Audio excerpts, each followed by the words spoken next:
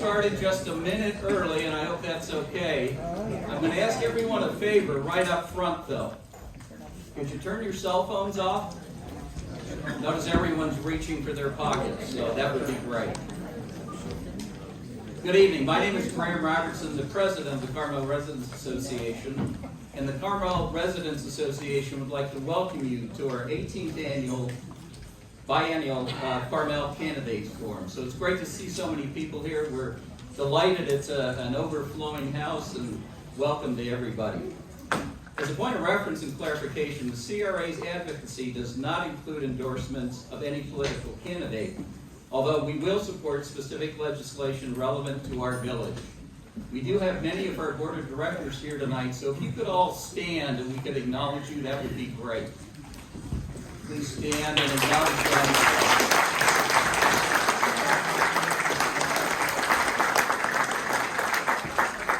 It's a very hard-working group that has the village's best interest at heart 11 times out of 10. So thank you all for your service.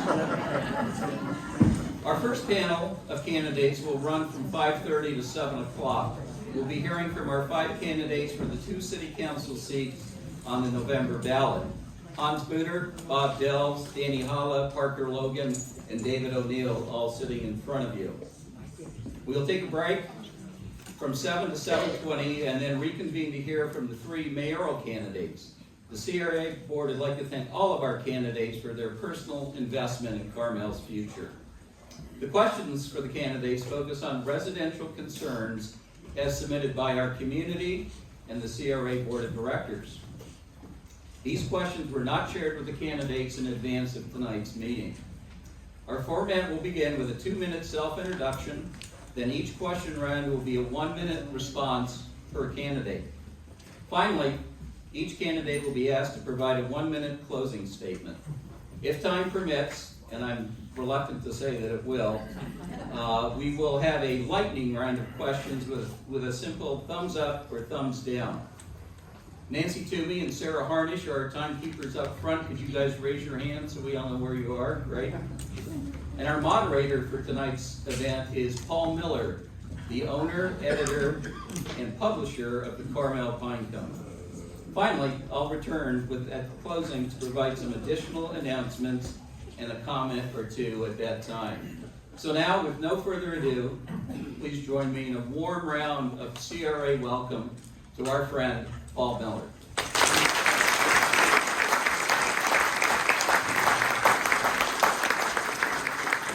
haven't really tested my mic yet. Is it working okay? Yes. I turned it on, I know that much. Great to see everybody here. You know, I sent out the Pinecone last Thursday. I told the subscribers to our email edition, I said, I want you all to show up. Now, there are more than 23,000 people subscribing to that, so I'm glad they didn't take me up on it because it'd be a little crowded in here. But this is a great crowd. This is the most exciting election we've had since I've been publisher of the Pinecone, which is now for 27 years. In fact, when I was preparing for the night, I went back and looked at this story. By the way, there's Mary Schley right over there, reporter extraordinaire over on the far side.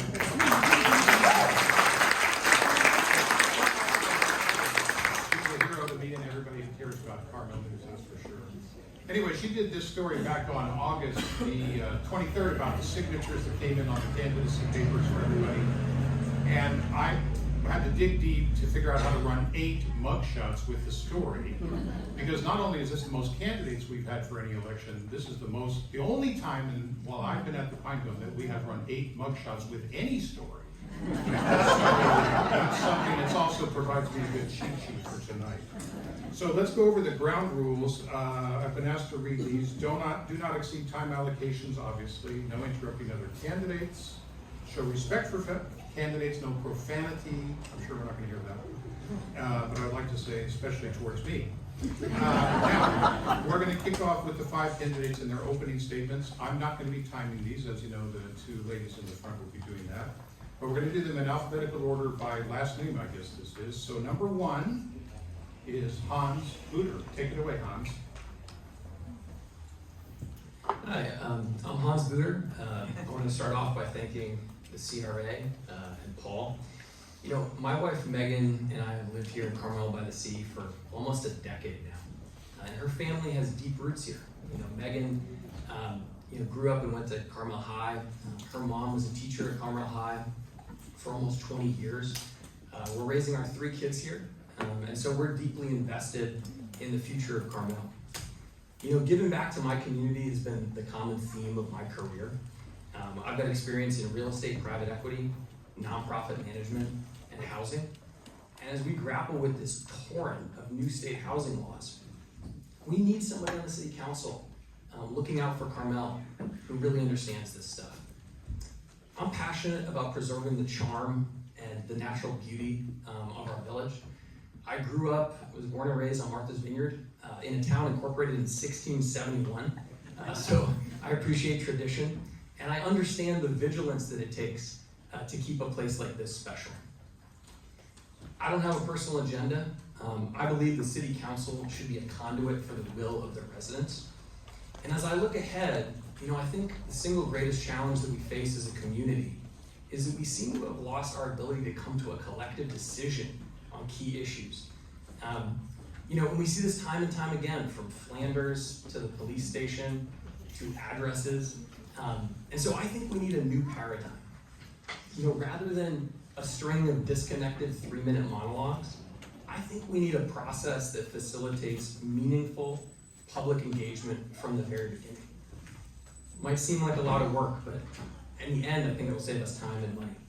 I'm looking forward to the discussion tonight. Next up is Bob Dell.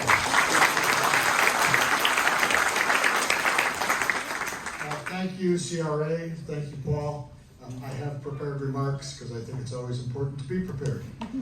My name is Bob Delves. Since early May, I've visited with so many of you in your living rooms and on your front porches, and I've gained an even deeper appreciation of how much you all care about our village and how fortunate you all feel to live here, as do I. But I've also heard a deep and real yearning for new city leadership, and I'm simply answering that call. I'm primarily a product of the private sector. My first job as a paper boy, age 10. In the ensuing half-century, I have enjoyed a great diversity of experiences. I've been a janitor, a dishwasher, delivery driver, waiter, landscaper, a roofer. I survived an inner city high school and earned an accounting degree in 1980, that along with marrying Jenny, changed my life in a very positive way. I then learned to code and have spent most of my life in technology jobs, from programmer to project manager to chief executive of a global software business. More recently, I've been active as an investor and advisor to technology startups. But beyond business, I take public service quite seriously. I've served you for over 4 years on the Planning Commission, which has given me a front row seat to observe the inner workings of our local government and to get to know our city staff. But I've also been a city councilor and even a mayor in another small town, not unlike Carmel. My point is that I have skills and experience developed over a lifetime of facing very different challenges and solving many different problems in many different settings. I believe those skills will prove helpful on our city council, and if you agree with me, I'm ready to serve. I'm Bob Delves, and I welcome your support.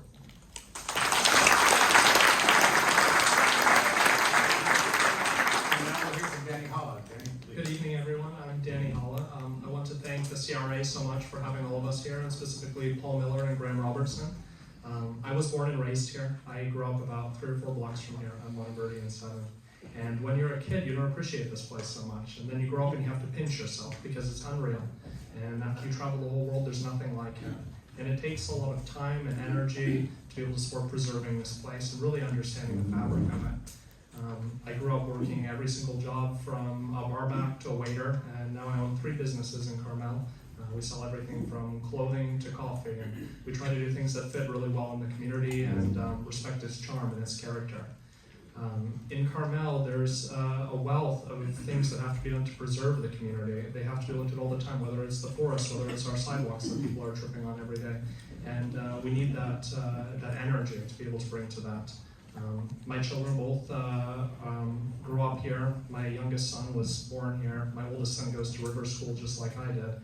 And I hope all of you will give me the opportunity to put all my energy into this beautiful city that we call home. Thank you for being here.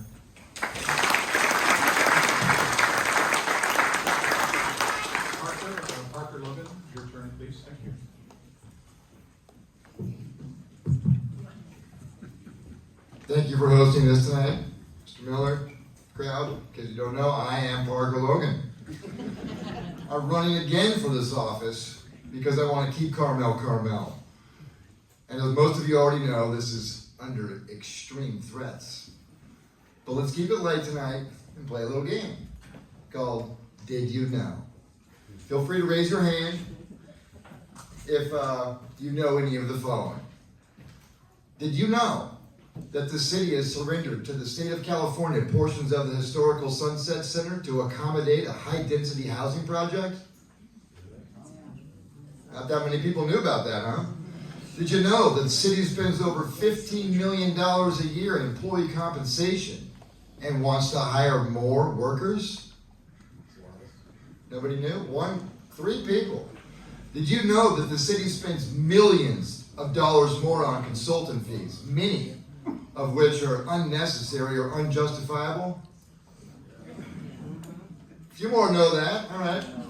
Did you know that Councilwoman Ferlito took it upon herself with just a handful of supporters to eliminate an over 100 years tradition of whimsical house names and directional addresses because she thinks it's inconvenient? Abolishing the addresses. Did you know that Hans Booter's claim that he's lived here for 8 years is completely false? But what is true is that he's injected himself into several housing boards and is vying for his seat on this very council to further his career in social engineering, where he profits by inserting less fortunate families in upper scale neighborhoods. Carmel is not a social experiment. Does anybody know that?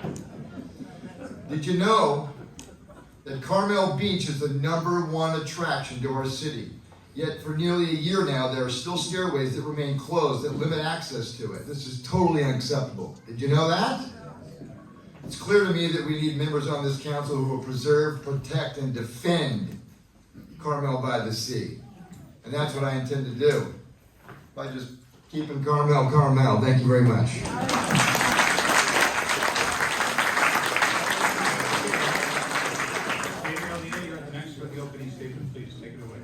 Good evening. I'm also very grateful for all of you people coming here tonight and for all the people who made it possible. And you know, one thing that I love about humanity is that it works together. We all work together to make amazing things happen. And so I know that I'm really excited to work together with one of these other gentlemen here and the rest of the City Council to try and make a difference. I'm here tonight because I've been volunteering with a number of different organizations, including the Carmel Residents Association, where I've been on the board. And I've been representing that and other people and organizations at the different planning commission meetings and historic resources and beach, forest and beach commissions. And we're not being heard. That means the residents are not being heard, and that's unacceptable. Part of the reason, I think, is because it's very difficult to spend enough time to be able to research all the information and talk to all the people in the community. Well, you can't talk to all, but we try. But I go around with the volunteer and police service, and I meet a lot of people in the community, in the commercial community, and also with the Chamber of Commerce. And I'm also with the Rotary now, and a number of other organizations. So I'm really getting in there and understanding what's important to people. I want to represent you. I want your voice to be heard, and that's why I'm here tonight. Thank you.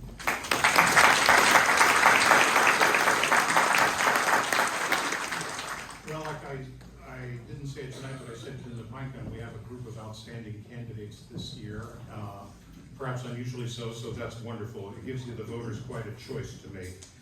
We're going to start on the questions now, and each candidate will have 1 minute. We go in, again, in alphabetical order, but we're going to start this time with Bob. And I want to just warn you, I have quite a few questions here which were picked by the members of the CRA, but if I see anybody falling asleep, I have my own questions. All right, here is question number 1. What are your views on the success or failures of the city ad hoc committees, and why? What do you recommend for handling issues such as home addresses, the housing element, and the police station going forward? Okay, Bob, there you go. Take that one away. 1 minute. As I've watched these various ad hoc committees over the last 2 years, I'm critical. I'm afraid that they've all followed a pattern of starting, and typically starting in some public setting, and then making progress quietly and out of plain sight, and then kind of emerging at the end with an answer that is kind of unveiled in a city council meeting. And a city council meeting is a busy place with lots of things on the agenda, and it's not always the best place to come up with new ideas. I think those things deserve their own meetings, their own settings. So I think the fault I find is that the processes followed weren't adequately public, and didn't engage the citizens at the very outset to tease out the challenges and the objections early so that you can get to a consensus at the end.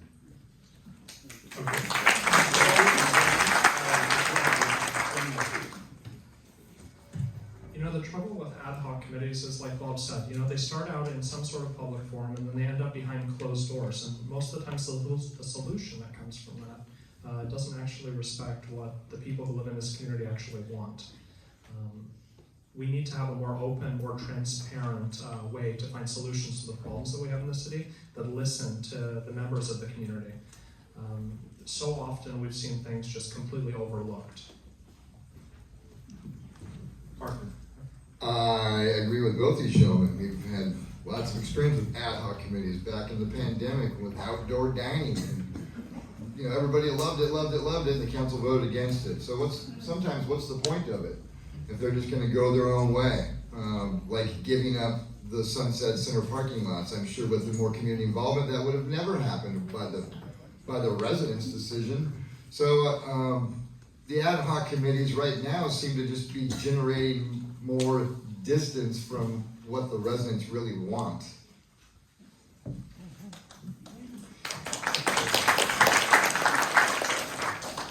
I've had the opportunity to work for over a year now with the Design Guidelines Steering Committee, and it has been great. We have people from all different perspectives that are participating from the residents' point of view, and we have one selected person from each of the people on the council who are on the steering committee. It has been fantastic, and we have really made a lot of progress. We're very excited to share our results with you very soon. That is another way that we can work with stuff because it's open, it's a communication, it's a conversation. We need to have a conversation. We have the most amazing people in this community who have wonderful educations and experiences that we need to tap.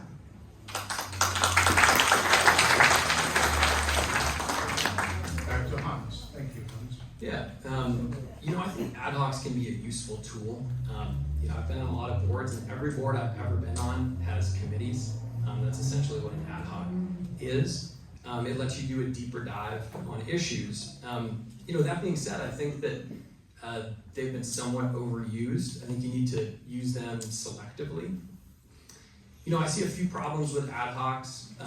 One, there have been at times situations where you know, the process goes underground a bit, and when it pops back up in the city council, there is you know, something that maybe the public hadn't had as much time to digest, and then down the road we wind up with Groundhog Day and redos. You know, I think also an ad hoc can inadvertently telegraph sort of a lack of seriousness because it's not the entire city council.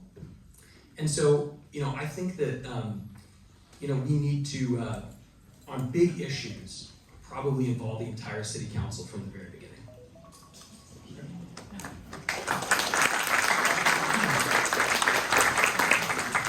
Next question, and this one we're going to start with Danny, of course. Okay, what are your views on the current budget and prioritization approach? I guess they're referring to, this question refers to the current city budget which has 31.5 million in revenues and 43.5 million in expenditures, as Mary has reported very amply in the newspaper. So how best should the city address the capital project backlog, and what budget refinements are needed in the future? Danny. I think the most important thing when it comes to the budget is it needs to concern the will of the people who live here and what is the most important thing to them. For example, beach access. All of these stairways to the beach being broken is completely unacceptable. It hurts business to the community. It hurts revenues for the community. Same with sidewalks. We have broken sidewalks. People are tripping, falling down, and getting hurt. And if the city can't prioritize your safety and making sure that you don't get hurt when you're walking down the street, what's the point of having a city government at all?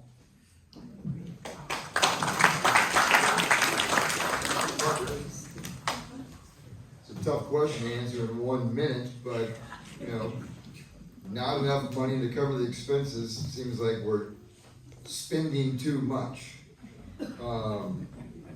It's pretty obvious, right? We've got some properties sitting around the city, the Flanders Mansion, the Scout House. We upkeep them, we pay it for them. They don't do anything for us. Maybe it's time to think about repurposing these things, selling these things, doing something other than just making them cost us money. And maybe not think about continuing to hire people, and maybe think about one library instead of two. There's lots of things we can do to cut the budget rather than some other ideas, which would be, how do we get more money out of the residents? Thank you.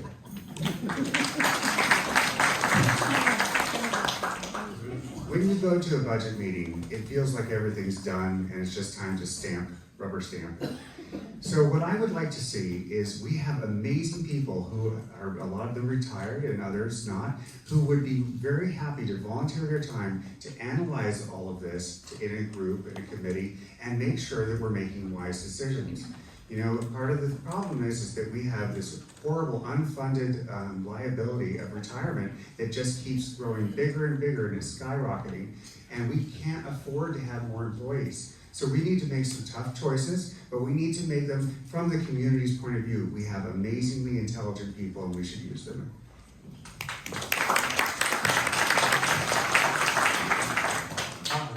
Please. Well, so we do have budget pressures. As Paul said, $43 million of expenditures on $31 million worth of revenue. But that can obscure things a bit. $12 million of that is capital improvement projects. A lot of those were deferred from the COVID era, and we are paying for those out of fund balance, basically reserves. So we're going to go from $15 million in unassigned fund balance down to $3 million at the end of the year. So that is concerning. For me, I think the deeper issue is, our operating expenses exactly equal our recurring revenue. So if that continues, you're not going to be able to pay for capital improvement projects out of the primary budget, right? You've designed the machine so that you can't pay for the capital improvement projects. And to me, that's the primary thing we need to work on. I think we need to look at some efficiencies, but we might also have to start making some difficult decisions.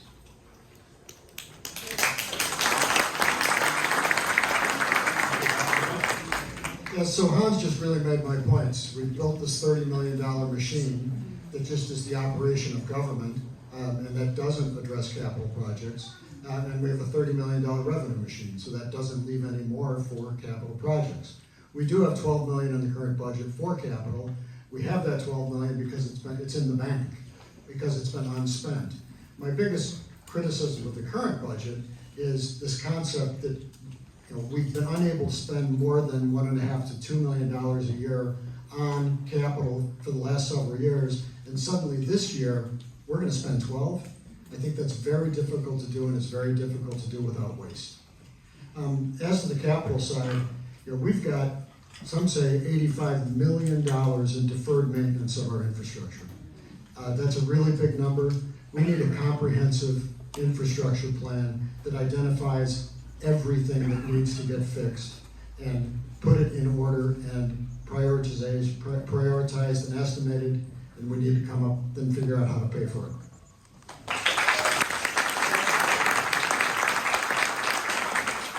Okay, the next question, we're going to start with Parker on this one. Despite the fact that Paul Miller and the Pinecone editorialized numerous times that trying to do neighborhood planning from Sacramento is a terrible idea, Sacramento continues to do one-size-fits-all legislation, removing local control. How can Carmel get in front of upcoming bills? Parker, take it away. We can become a charter city, and that can separate ourselves from a lot of these state mandates. Be a difficult task. It might take a couple of years, but I've looked into it, and I know some other candidates have as well, and everybody should go home and Google Charter City.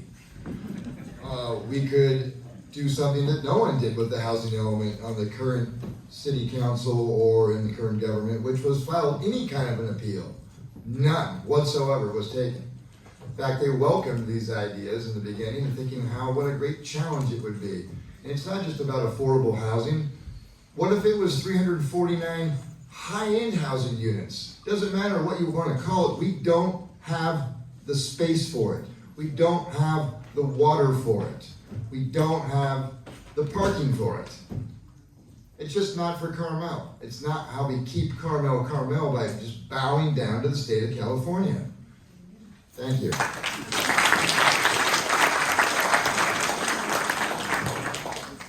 Well, I really agree with all of that, actually. You know, I've been doing some research into the Charter City process, and it's not really that hard. I mean, we can make that happen. Also, I've been looking into the general plan. I've talked with the attorney who wrote it for us, and he says there's actually a back door where we can start creating historic districts. That it's just be a couple of houses here and there, all over town, but that could really help us as well. The other thing is that we have to lobby. Unfortunately, Senator Laird and Don Addis have both said, we're too small, they can't do anything for us in this regard. So we're gonna have to reach higher and more often and just get them really annoyed with us in a very polite way.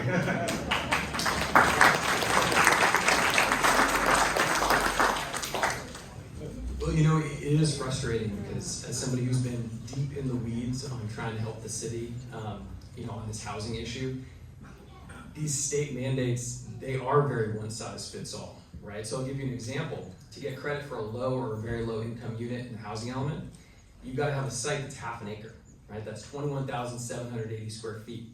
It's a little bit hard to find in Carmel, right? Maybe in San Jose. You know, on the question of how do we get in front of these state requirements, I think we need our city attorney to lead the way. I think the city attorney needs to step up, and whenever one comes down the pike, you know, we need to be alerted. I also think there should be a citizens committee. I mean, we've had really, it's been phenomenal working with these folks on this housing issue. Folks like Nancy Toomey are very keyed in on this issue. I think that would be very helpful for us. We also, when the requirements come down the pike, we need to take action. It's been 5 years and we still don't have an ADU ordinance, right? We need to make sure that we actually take action.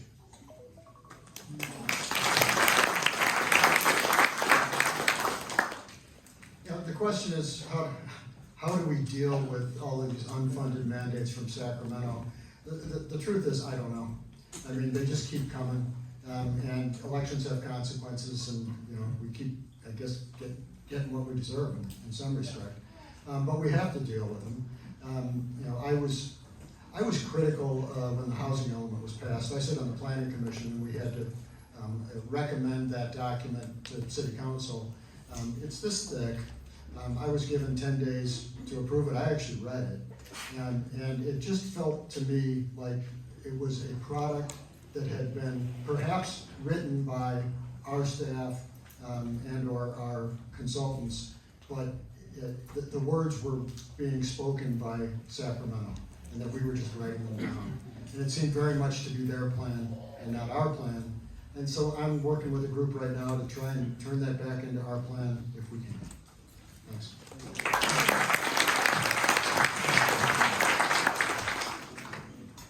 How many of you folks have waited months or many weeks, or maybe you've never even heard back when you've turned something into to the planning department of the city? We have so much waste going on. A lot of these funds can be used otherwise. If we could use these funds for lobbying the state, not to force us into these laws that will destroy our community, it would be money very, very worthwhile and well spent, and it would be better for all of your investment that you have inside the community. One of the things that my fellow candidates here said about charter cities, it's another wonderful idea that can help preserve our community, because Carmel is not like anywhere else, and it's not possible to fit all the laws from the state of California into this community that's like nowhere else in the entire world.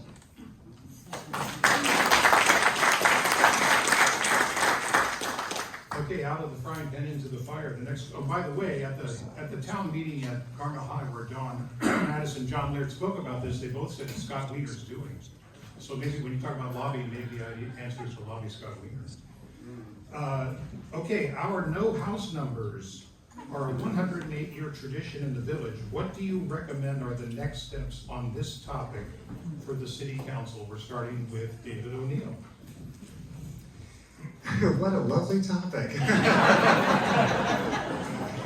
It has been a very contentious topic for over 100 years, and we all know it. And this is actually part of what makes it Carmel, right? You know, we have these quirky things, and we talk about it and we care about it. We've got to have some wonderful meetings where we discuss it and we work through it. We have got to work through this, and then we've got to vote. Because once everybody is very well informed, then we just have to make a decision together, because 5 people on a council shouldn't be making that 100-year-old decision.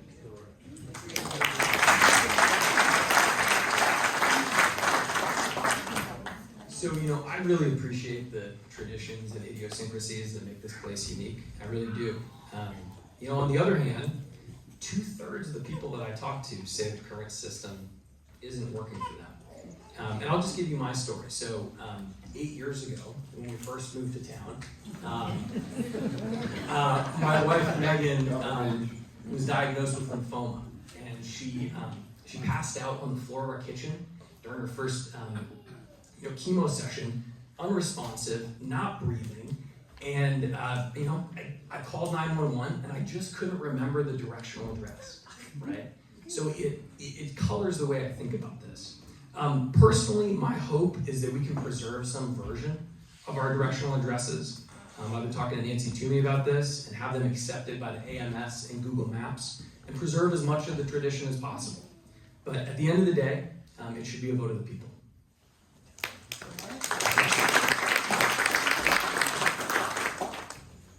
Again, where we are with this topic is where we are with a lot of topics, and it's a failure of process.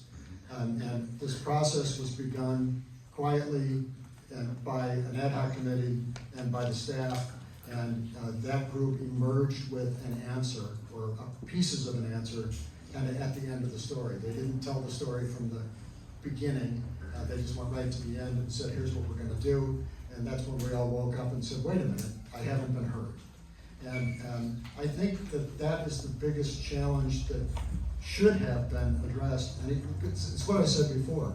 Start a process publicly and early to tease out all of the opinions. To hear stories like what Hans just said, and all the stories from people who really want this to be preserved, and have that dialogue, and then start defining things, start answering some questions. I mean, I think the ad hoc committee answered some questions, especially related to the post office and whether it would close or not. But it didn't ask and answer questions like, okay, if we have an address, what is it? What's it look like? Does our current system work? Thanks.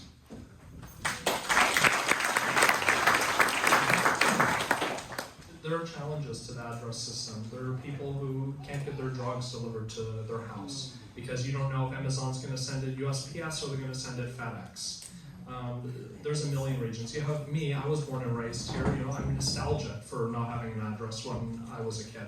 But you know what? It's about what the people who live here want, and all the information needs to be presented and needs to be put to a vote so people understand really what they're deciding. But on the other side of this, we really have a really big problem if the people who are operating the ambulance can't understand Lincoln 3 southeast of 7th Avenue. It's absurd. You work inside Carmel-by-the-Sea, you need to understand that system, and if you don't, you have no business saving people's lives.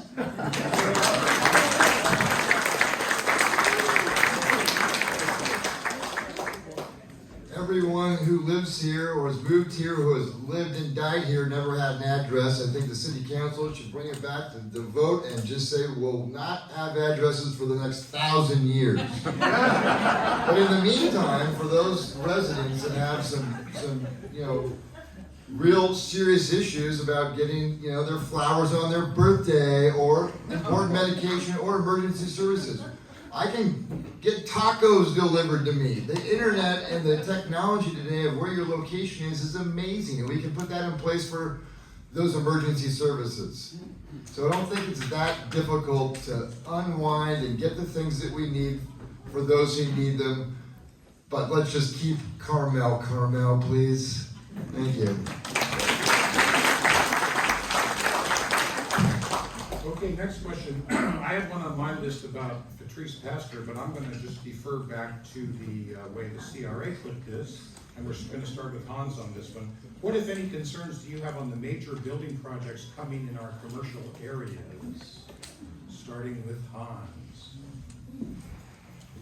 Yeah, you know, I mean, I think like a lot of the issues, you know, there are a divergence of opinions on this. I mean, there's people who want to make sure that we have an EIR on all of these. You know, honestly, I think that the process seems to work reasonably well.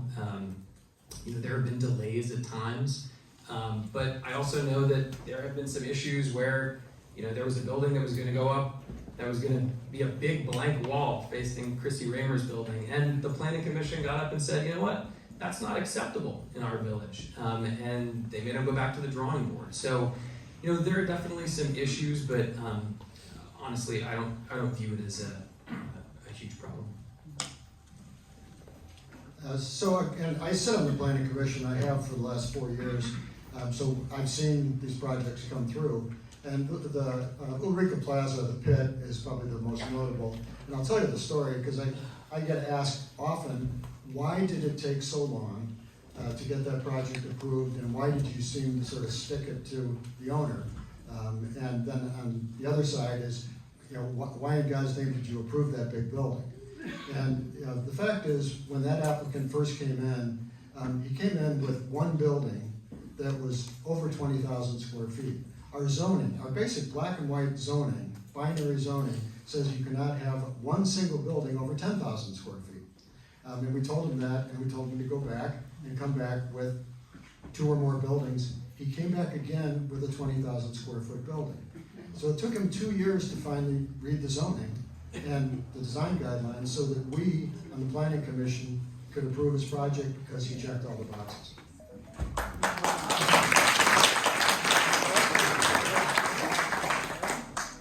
How many of you have spent 6 months waiting for a permit for something? And it's not necessarily the planning commission's fault, but sometimes you'll be emailing staff, and every time you email them 3-4 times, they're not even in the office. How many of you have had to go down to City Hall to get an answer for something that you applied for?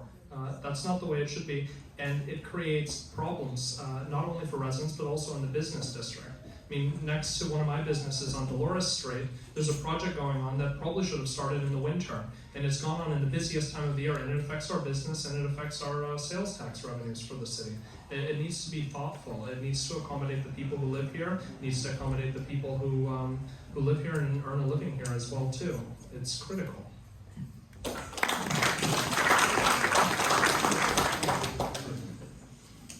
Well, the pit's now been there for 7 years. And I've heard that story told before, and it seems like that the whole question was about Mr. Pastor, but you omitted that. I'd probably have to recuse myself since he's such a dear friend of mine. But, you know, we're just turning ourselves into a mini one-size-fits-all. Carmel is notoriously non-conforming. So sometimes maybe a project that doesn't work here would work here, even if it doesn't fit every single guideline. That's one of the really unique things about Carmel, is how unique one place is to the next. If everything has to be this many square feet on this, and all of a sudden it's just like, well, we look like Conformityville. So maybe that could help some of the decisions being made over there at the Planning Commission.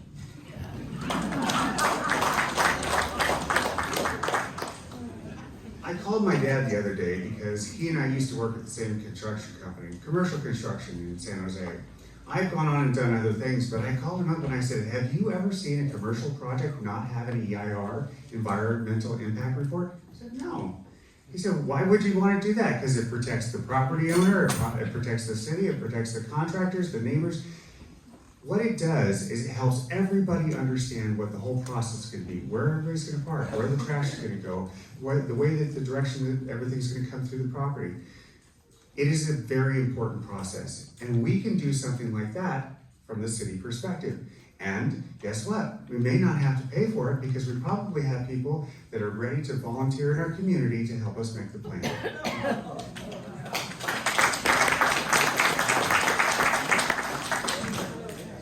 Okay, this next question is going to go to Bob first. Speaking of controversy that has gone on for decades, what are your views on the police building project and how should it proceed? How many of you have seen the police building? I could probably stop, right? It is pathetic, it's disgraceful, and it's embarrassing. And it has to be fixed. And you know, I've suggested we need a comprehensive plan to understand our deferred maintenance and what we really need to do to get our infrastructure, our city-owned infrastructure, into the shape that it needs to be in. The top of the list is anything that's important and urgent. And the police department, police building is clearly important, and it has become absolutely urgent, and it's going to cost some money to get it done. I think we're on a direction to do a remodel, not a new building. I think that's the right direction. I look forward to seeing estimates and timeframes coming forward in the future.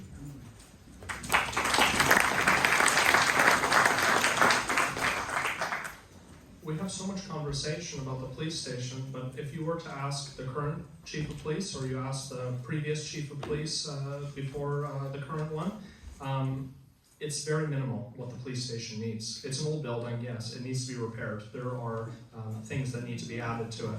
But to consider spending millions and millions of dollars remodeling it would be a complete waste of the taxes that you pay. We need to find a way to prioritize things and improve things on a budget that works, so that we can also make sure that we fix sidewalks, get power lines underground if we can. How many of you lost power this past year because of storms? These are the critical things.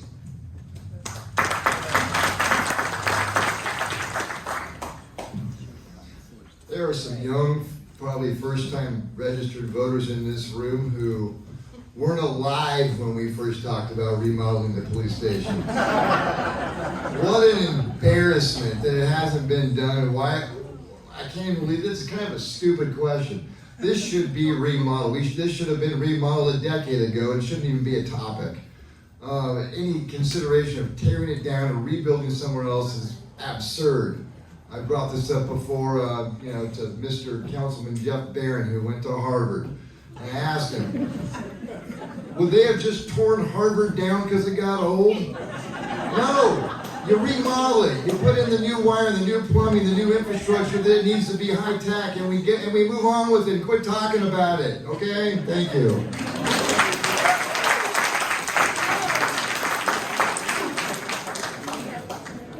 Both gentlemen are very well spoken about this topic. I volunteer with the police department, and I have talked with the chief about the plan that actually had already been approved by a previous council. And he showed me everything they would do and how it would fix all of their problems. And I said, well, why is it that there's this huge idea of spending $30 or $40 million on another facility? He said, I guess that's all I have to say about that.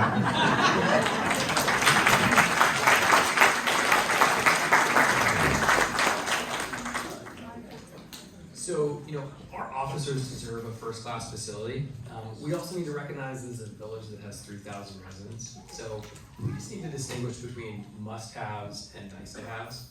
The current police station, it doesn't have a holding cell. It doesn't have an interview room. It doesn't have secured parking for vehicles with weapons, right? Those are must-haves. Does it need a gym? Maybe not. So I think the question is, do you scrape and rebuild, or do you renovate? And, if you actually read the report from the architect that the city hired that specializes in police stations, they estimated that generically renovations in California for police stations cost about $1,175 a square foot, and to rebuild new costs $1,200 a square foot. So I would have gotten a report on both options, because I would have liked to compare pricing so we can make an informed decision.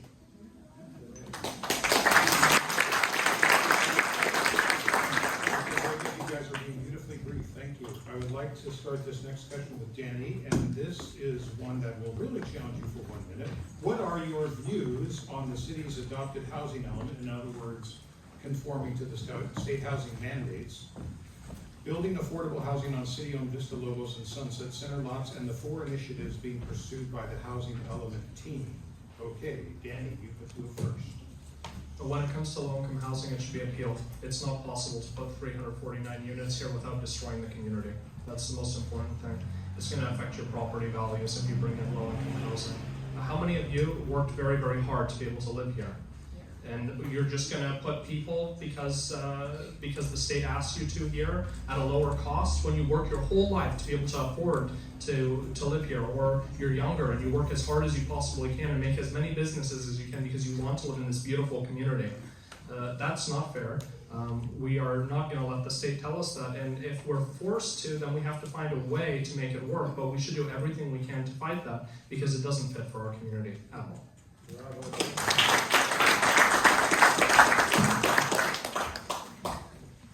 As I said earlier, it doesn't have to be low income or affordable housing. Even if it was the most luxurious housing that we were forced to build all these units on the Sunset Center or the Lobos parking lot or anywhere in town, we shouldn't be doing it. We shouldn't be impacting this community. We shouldn't be a high density community. We're pretty dense as it is on our tiny little lots and our tiny little streets that we can barely get through. So we should be, and should have been from the start, probably decades ago, separating ourselves from any forceful house building in this tiny 1 square mile community. And you can compare it to Huntington Beach or Elk Grove, as you did in the editorial, or anywhere you want in America, and there's nothing like Carmel-by-the-Sea. We're very special, and we should be proud of that. We should fight for it. Thank you. The wonderful thing is, we're already doing it. The Carmel Foundation has been doing a wonderful job of providing low-income housing for people in a very discreet, beautiful way. And I respect it very much, and I'm actually one of the younger members. I've been recently accepted into that, and I'm very honored. We should fight back, though. You cannot stick a square peg in a round hole. And so what we have to do is not just fight back totally, we have to negotiate. We have to go and we have to talk with people on all levels, and we have to spend our full time going to Sacramento or to everybody's office to make sure that they hear us, because what we have here is very, very special, and we have to protect it.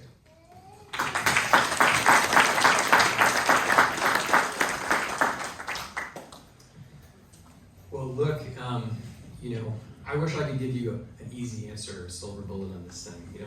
The unfortunate reality is that there's not a single community in this state that's been able to evade this, right? It's a state law. It's an applause line. If I could tell you, let's become a charter city, let's, litigate. There's not a single one of those cases that's succeeded. What I've done is invest hundreds of hours along with a group of citizens here to try to figure out how we can do this in a way that preserves the character of Carmel. So the question was, what did you think about the proposed development at the Sunset Center? Well, it spared us the builder's remedy, so that was very beneficial. But it has some flaws, right? It concentrated pretty much all of the low-income units that we were allocated onto 1 or 2 sites, right? And, this is not a place that has developments that span an entire city block, right? So I believe if we're gonna do this, it should be at a human scale, should be an architectural style that fits the city. So that's what I've been working on.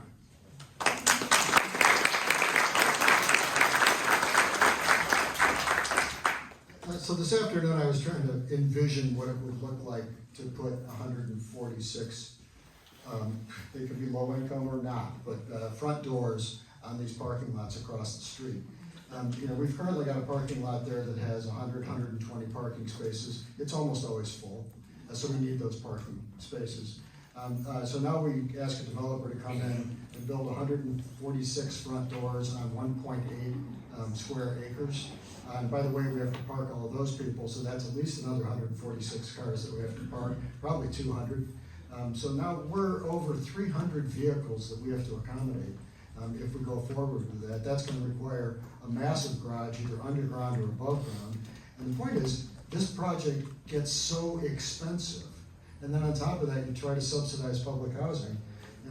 The one lesson I've learned in the journey of understanding workforce housing or affordable housing is you can't make something more affordable by making it more expensive. And that's all this proposal does.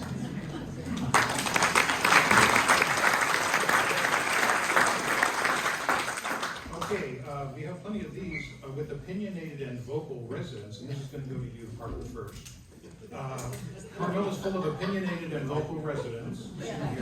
How do you include residents' views into your decision-making, Parker? I'm sorry, with the laughter, can you repeat the question? The question is, Carmel has plenty of opinionated and vocal residents, so how do you plan to include residents' views into your decision-making, assuming you're elected, maybe?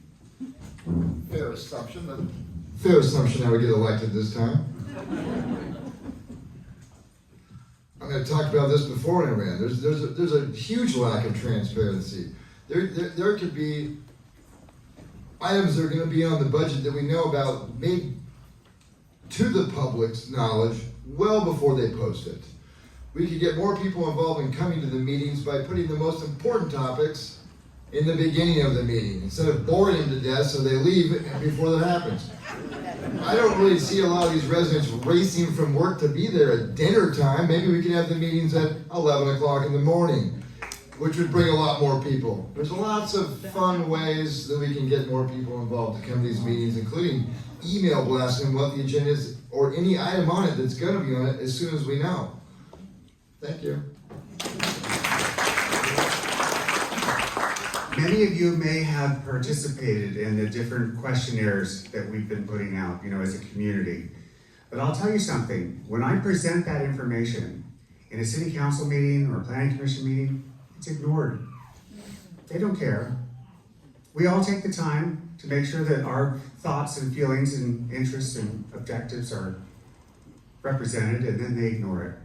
And I think that's disgusting. So the way to do this is through resident committees. The mayor has the privilege to create something like a resident committee where they can get together and discuss things, and the public can participate with it as well. So in those settings, people can really be talking about what's most important to them and be heard.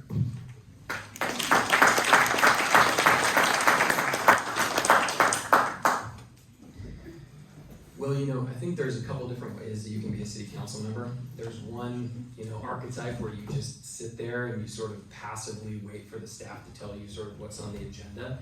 And then there's another version where you're active, you're out in the community, you're leading the agenda, and you're talking to people. And that's certainly the type of city council member that I would want to be. I also think that surveys are a useful tool. You can do as many focus groups as you want. You really need to look at a large number of people, and even the CRA survey sometimes only has a couple hundred responses. So I would encourage all of you, when those surveys come out, participate. There's 800 folks in the CRA. Let's get a higher number, then we can tell what you think about these issues. The type of folks that show up to the city council meetings, it's not necessarily representative of the whole community. And lastly, like I said in my opening statement, I think we need to change the process as an entire council to try to incorporate more resident feedback early.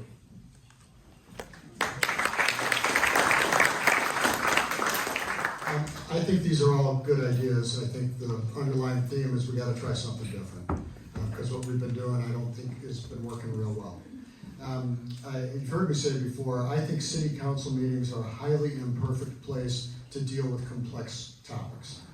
Because on a typical city council meeting, you've got 6, 7, 8 topics on there, and you have to get through them all. And in order to do that, the mayor has to limit people to 3 minutes. And we're stuck with a minute here. That's hard. 3 minutes is not really enough. So I think on important topics, we need to have venues where people can speak freely and not have a buzzer that goes off at 3 minutes. We might try doing some of those during the day, so that we can get a different level of turnout and a different sense of energy, and not be doing it at 10 or 11 o'clock at night.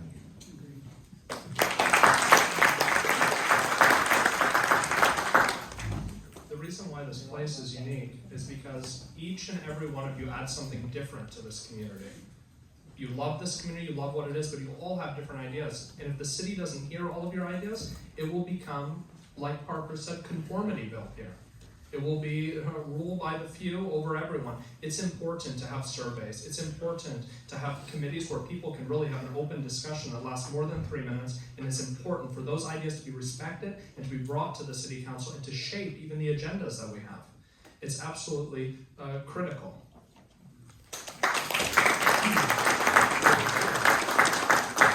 Okay, we're a little bit ahead of schedule, so I'm going to inject one of my questions here. According to a recent state report, Carmel has almost 4 times as much city revenue per capita as, say, Pacific Grove. So why does Carmel have potholes? This one goes to David's. Well, I guess the question is, where are the potholes that you're concerned about? Because a lot of them are on county land, right? When we're coming into town, and those are the biggest ones. And when I was talking to Dale, I said, let's do something about those. And the entrance off of Highway 1 on Ocean, maybe we can make that more beautiful with a wall and help the neighbors there have more privacy and things like that. And he said, oh, I'll look into it, that's great. He got in touch with somebody at the county. They said, sure, no problem, we do that all the time. We said, well, why, what's the problem? Well, your public works department isn't interested. Okay.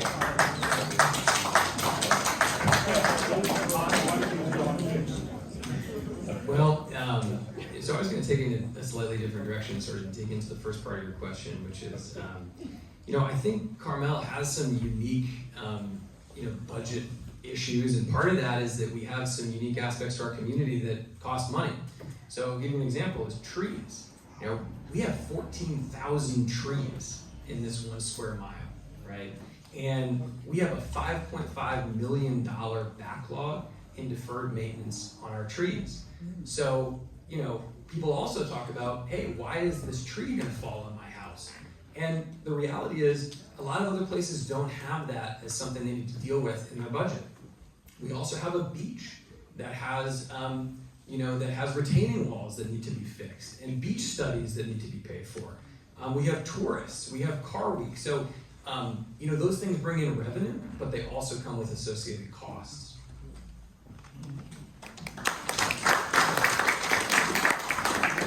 I'll take a different tack on this one and kind of talk about what drives the underlying costs of our government. And the primary driver of our operating expenditures is labor. We have 96 employees. So we have 14 employees in the administrative group. We have 14 at the library. We have 14 in planning. We have 25 in public works. We have 22 or 23 on the police force. And then we also have the fire department. Those aren't our employees because we contract that service to Monterey. All those employees do things. And their costs plus their benefits plus their pensions are a significant driver. I'm not here to say that we need more or less of those employees. I am here to say we need, in the next budget round, to really, really scrutinize those numbers and ask our department heads to justify their staffing levels.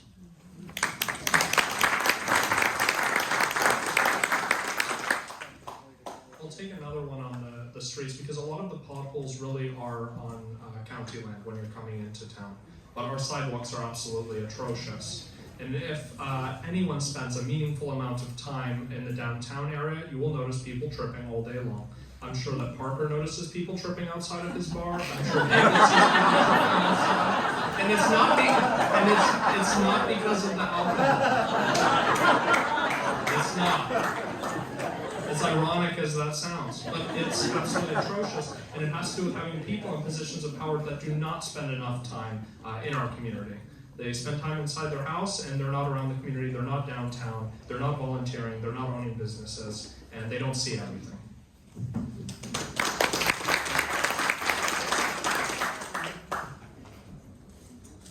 25 years ago, there were potholes in Carmel, and they would be fixed immediately.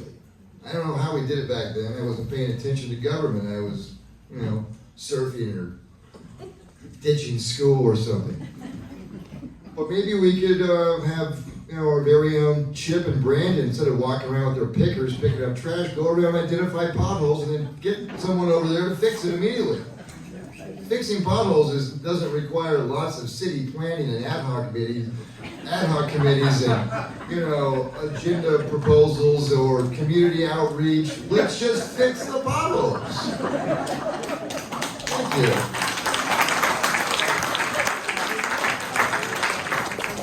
Okay, now I've got a list of 5 questions for one candidate only. In other words, each of you, the only person to answer the question that's been crafted for you. And I'm going to start with Hans. As the full-time director of a real estate investment and development firm, as well as having board seats on the Big Sur Land Trust and CRA, you already seem to have a full plate. How do you see adding the demands of being on the city council to the remaining moments of your day? Hans. Yeah, so, if I was elected, I would drop off the other boards I'm on, and that would free up the time I need to do what I need to do, so. Okay, great, wonderful. Bob, for you, your prior lives in business, finance, Colorado city government, and as a planning commissioner, how does this history give you insights into the unique challenges of Carmel, and what do you believe the city's priorities should be? Well, as to unique insights into Carmel, that really comes through my work on the planning commission and just like all of you living here and being involved.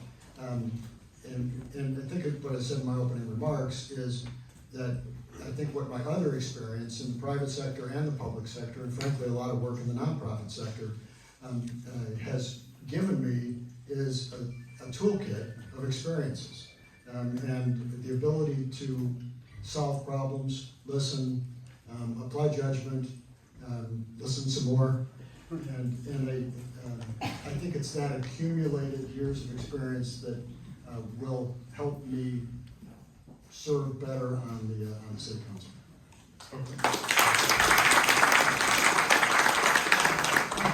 Okay, Danny, you've said you've gained significant insights into our city management and relevant Sacramento laws through conversation. What are some examples of state legislation deserving more of the city's consideration? I would say the biggest one is the low-income housing, because it's the biggest threat to the character of the city.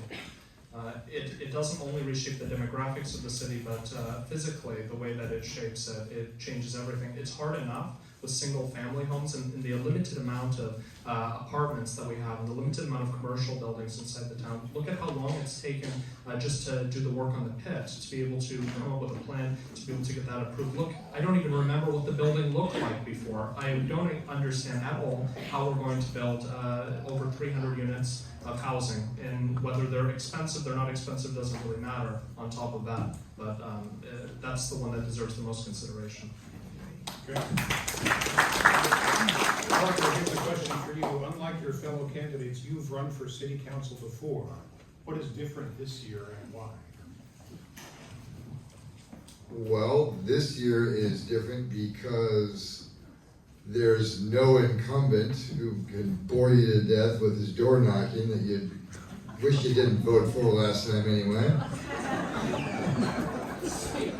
And there's some really much bigger issues on here where I think you need a watchdog like me who really looks out for the residents, who really cares about this community, is really deeply involved and deep rooted in this community, unlike some of the other people who dropped out of the sky here and sit on every board in the county.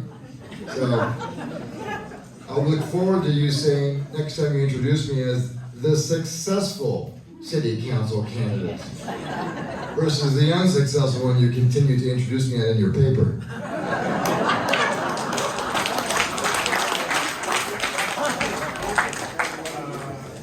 David, you are passionately involved in many village topics and meetings in recent years, and also you are a realtor there as well. How do you view the impact of major new commercial investors in town? Well, I think it's great that we have people who care about the community. I think what is important is that we as the people pay attention to what's going on and we make sure that the development fits into our community. I am also concerned about overdevelopment. So if we can keep it within our genre, our character, our charm. I'm a Carmel charmer, what can I say? It's a wonderful place. And if we can keep it that way and have wonderful investors that are going to put a lot of money into bringing some things that are gone out of date back to life, that sounds good to me.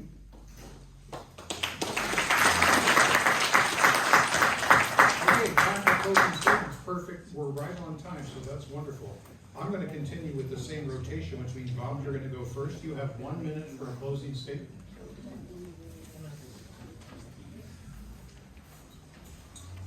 Thank you. I'll be brief.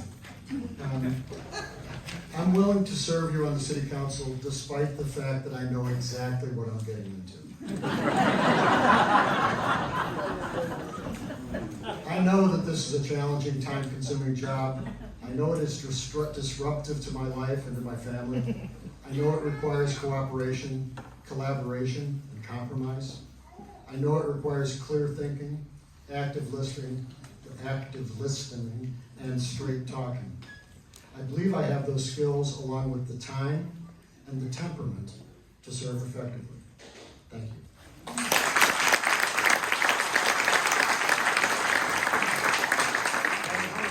For your closing statement. All right, thank you very much all for coming tonight. I hope you'll give the chance to consider me. The only reason I want to do this is because I love this city. I was born and raised here, and every day that I wake up here, I want to kiss the ground that I walk on because I want to preserve this piece of charm that we live in. Me and my beautiful wife Angelina and our 2 kids spend every single day between our house and between downtown and between the Carmel River School. We hardly take a day off, and we love this community. We love interacting with all of you. We love keeping an open ear, and I can promise that if I'm elected, I will listen to every single one of you and what you want and vote based on what the majority of you want, and not based on any personal agenda for myself.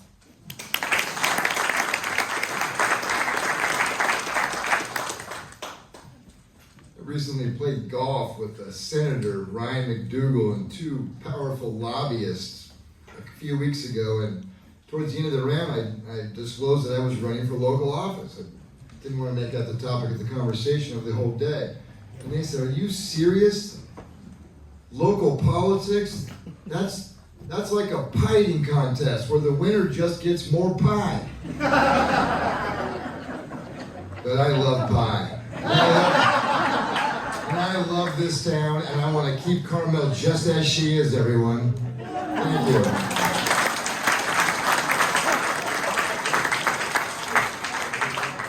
You know, a lot of times I agree with him, and he says it a different way than I do, and that's great. That's democracy. And what's happening is that we're not being represented, and we have to. I've been working hard on all these different associations and working with different people to try and represent us at these different boards and commissions, and people are not being heard. We need to be heard. We need to be represented. I love this place just the way it is, and so does the rest of the world. We should not let it change. We should take care of it, and we should make sure that we can enjoy this for generations to come. Thank you.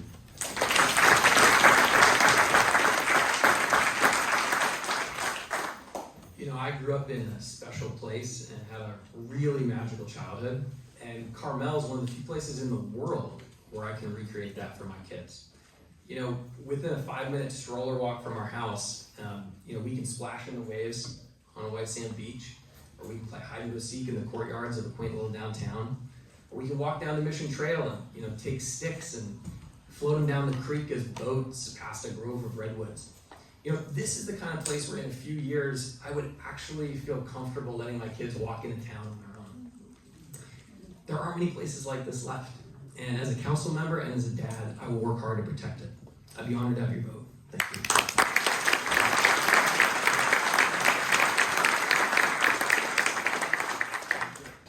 Okay, that's great. I'll be back for the city council candidates. Thank you to everyone. You guys are all wonderful, and I'm going to turn it back over to Greg.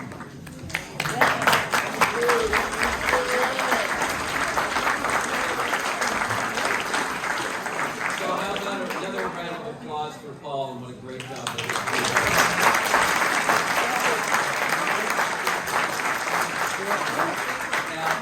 Now, before we break, I mentioned earlier on we're going to have a couple of lightning round questions, and so I've got 2 of them. And this is just a simple thumbs up or thumbs down. And the first one is, do you think our village should explore becoming a charter city? All right. Unanimous. Second question is, do you support a future with paid parking in Carmel? The